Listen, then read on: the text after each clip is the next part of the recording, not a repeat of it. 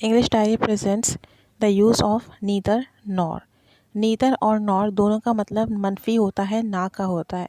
Neither indicates that the two ideas are linked together. Neither हमें ये बताता है कि दो आइडियाज़, दो लोग, दो चीज़ें एक दूसरे से ताल्लुक़ रखती हैं। It's kind of like a negative conjunction. ये नेगेटिव कंजंक्शन की तरह है। But if you use neither then make sure your sentence does not have any other negative preceding it.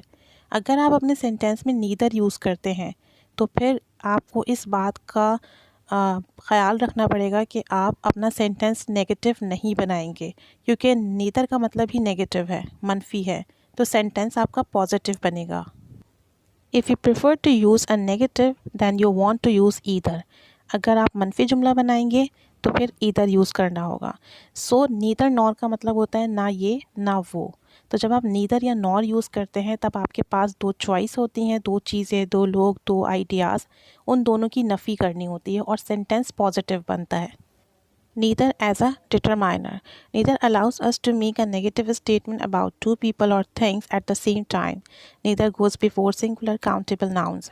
Neither हम तब यूज़ करते हैं जब हमारे पास दो अफराद या दो चीज़ों के बारे में कोई मनफी बयान हो, और ये हम काउंटेबल नाउन से पहले यूज़ करते हैं। Neither parent came to meet the teacher. ना ही वालिदैन उसातिज़ा से मिलने आए। यहाँ मतलब ये हुआ कि ना वालिद आए और ना ही वालदा आई। तो पेरेंट से मुराद यहाँ पर दोनों हैं, वालिद एंड वालदा। ना वालदा आए ना वालिदा आई। Neither parent came to meet the teacher. Neither dress fitted हर।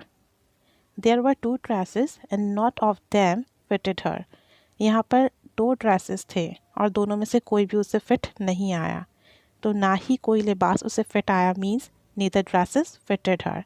दोनों ही ड्रेस उसको फिट नहीं आए।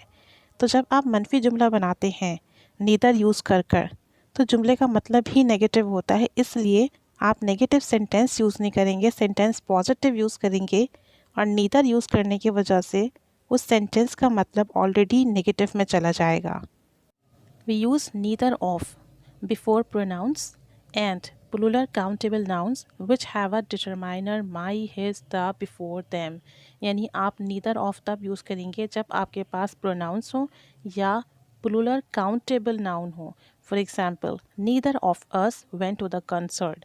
नीदर ऑफ के बाद अस आया है pronoun. Neither of us went to the concert, हम में से कोई भी कंसर्ट में नहीं गया। Neither of the birthday cards was suitable.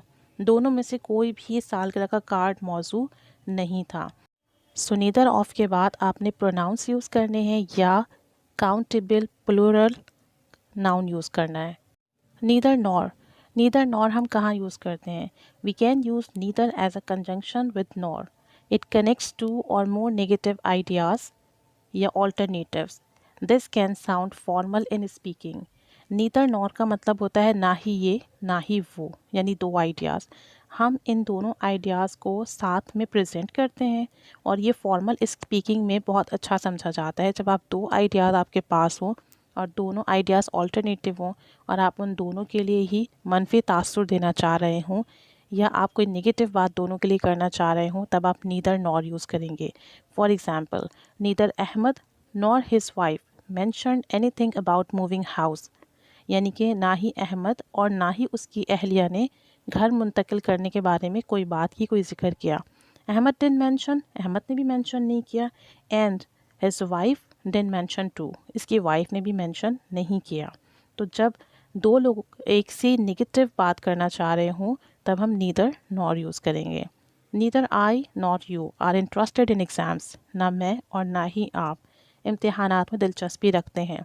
तो neither I nor you means दो लोग हैं और दोनों ही एक चीज़ को डिनाई करें या रिजेक्ट कर दें।